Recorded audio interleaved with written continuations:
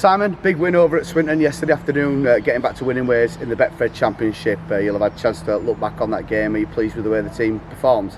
Yeah, in most aspects we were pretty good. A really good contest for 40 minutes, and Swinton probably showed us why they've been a bit of a surprise package for people this year. They've got some nice results and they play a good brand, they're a good team.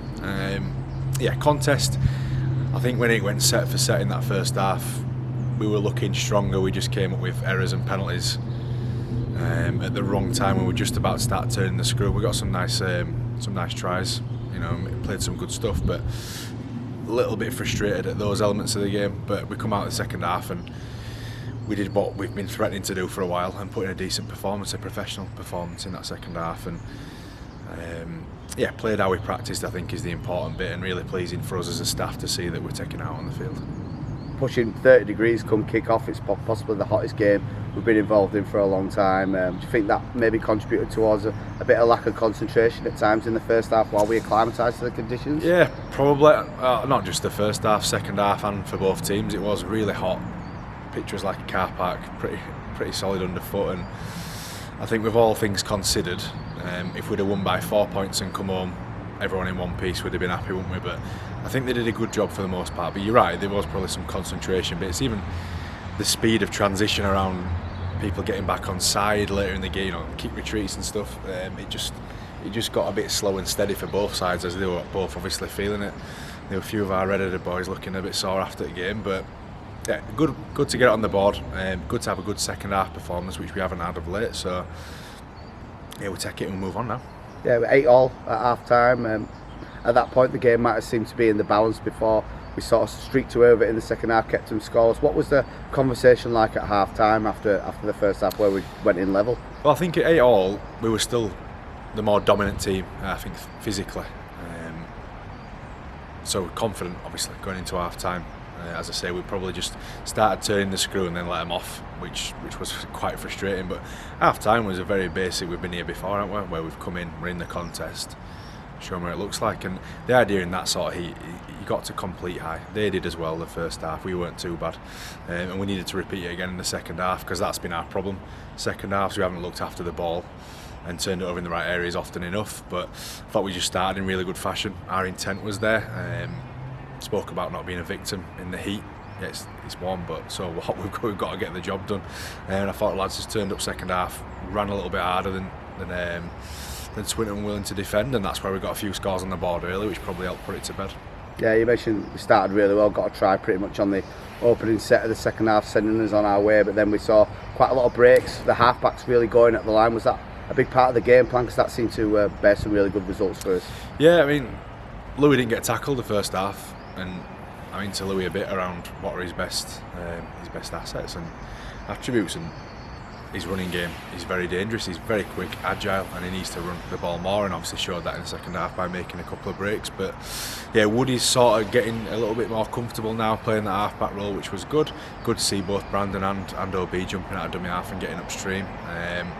So yeah, a lot of positives from the game. Obviously loads of things to work on still, and still trying to find that groove really, with Keezy missing, who's been a constant for a while. You know, getting Woody in the mindset of being a half after being a hooker for so long is getting there as well. But yeah, I just thought it was quite a composed performance, and we spoke about being professional this week, looking after ourselves, leading in and making sure we do a professional job on the day as well. I thought we can come away with something in that. Walmsley grabbing the headlines, 4 tries on the day to put himself firmly atop of the Betfred Championship and try scoring charts. I mean, he just can't be stopped, it seems at times, doesn't it?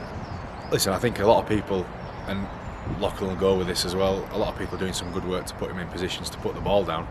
I think a couple he's pretty much walking in, but a couple he's had to work for as well. He can finish a try, he's instinctive. If there's half a chance, generally, if he comes up with the goods, to be fair. But moreover, really, and more important as well, it's not just the try scoring with him. I think we've improved him a lot since coming here. He could score a try at his previous club, don't get me wrong, but I think the overall game, his understanding of his positions improved greatly, and his backfield stuff's been really good, and he's been reaping the rewards. He's not a big lad, and I'm not sure if he'll ever really be, you know, the big imposing figure, but he's improved physically by putting the work in, and improved his game also by putting the work in. and getting it done really. So I'm really happy for him. He deserves that. Last year he might have got there if I had dropped him for 6 games. Some beginning of the year might have got the top scorer as well, but yeah, he's doing a good job for us. We just hope that can continue. I'm sure we'll keep creating opportunities for him and he'll take them, but we need to keep him in the same form with the same hunger in the backfield to get the work done, and that's obviously really appreciated by his teammates. A couple of sin binnings in that game. I saw Zach McComb shown yellow for what was deemed, I think, like a dangerous tackle, sort of getting the angles wrong, and then obviously one for Dan Fleming right at the end of the game. What were your views of those 2 instances? Fit with the right calls? No. The Zach one, I think it's a hip drop type, and granted he does sort of lose his legs, but listen, Faz, if we watch the whole game, there's loads of them, because your body's got to come down somewhere, and we're playing a game where blokes are running between bodies, and every tackle is not the textbook tackle. There's lots of ugly ones in there, and unfortunately sometimes people get hurt when you do it. I do think lads have to be mindful about how they bring themselves down, but I think if we watch the whole game, there's a load of them that happen, and it's just it bemuses sometimes how we can randomly pick one out. Do you think on a field like that yesterday, with it being so dry, normally on a more watered field, his legs sort of slip from under him? Do you think because he gets stuck? I don't know. Listen, Zach has a duty of care to make sure he doesn't do that sort of tackle and do a better job in the first instance, so you're not swinging around. But yeah, I just think it's like they play the ball. Every now and again there's an incorrect play of the ball where a bloke doesn't touch it with his foot, and what I mean by every now and again is the penalty is given for that. But at weekend, how many people touch ball with foot? It's just odd sometimes how we just pick stuff out. It's odd. Offside at kick-off, that mustn't be a thing anymore either. At one time they were super keen on that, but there's a few at weekend right next to him, and I'm under the impression if you're offside, you're offside on a kick-off. It doesn't matter if you're on the chasing side or on the other. But yeah, anyway, I can moan all day about it. But the other one, Flem's, it looked quite impressive in terms of the lad went down with some speed, but that's because he was carrying the ball hard, good feet, he just catches Flem. But I don't think Flem hits him in the head. I think he just catches him, sort of seatbelts him across here, and because he comes down at speed, off you go. Quite a harsh one, I thought, but I suppose we'll see this week when the phone goes. But no complaints, because if we're looking after people getting hit around the head, if that's what he thinks he saw, or that's the angle, the touch he had of it, fair enough. But just as a generalisation, that there's bits in the game, particularly the hip drops, and I do agree there's a duty of care to be had, because there are some avoidable contacts and injuries. But sometimes it's just odd how some get picked, some don't, and it's just, obviously it's all subjective, isn't it? It's quite frustrating at times, but we'll just take our medicine. We'll see what they say this week. And to go down to 12 men with the heat, the way it was, and it was a really close game at that point as well. I think. Do you think that sort of galvanised us and really made us focus in on what we needed to do? I don't know about focus, because we played some pretty ordinary and dumb stuff in those, particularly on Zach's one, where when you lose a man it just becomes a completion game. Just get through the next 10, try turn the ball at the right ends of the field. Instead we're trying to offload and passing balls in traffic, when really it's just get your nose down and get a kick away. So there's some lessons in there for the people involved in those bits, but yeah, they did alright in that sort of heat to keep turning up and travelling from ruck to ruck and moving side to side. I thought they did pretty well, all things considered, but yeah, we could have been smarter as well. Any injuries to come from that game apart from some sunburn for the Gingers? I think now. Yeah, loads of grazes and stuff, which is the norm this time of year. But Knox, Tibbsy was struggling quite a bit. Matty G got quite a bad dead leg early doors, but did well to just limp around us, hang in there for us for as long as he could.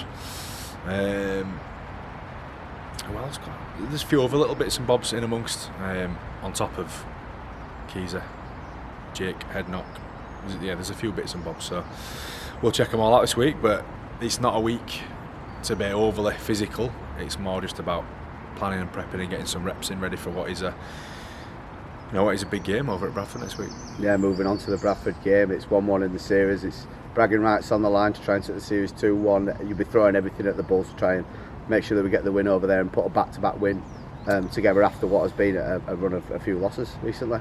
Yeah, it's a tough one in the sense that it is a derby and we'll make it into something way bigger than they are at times.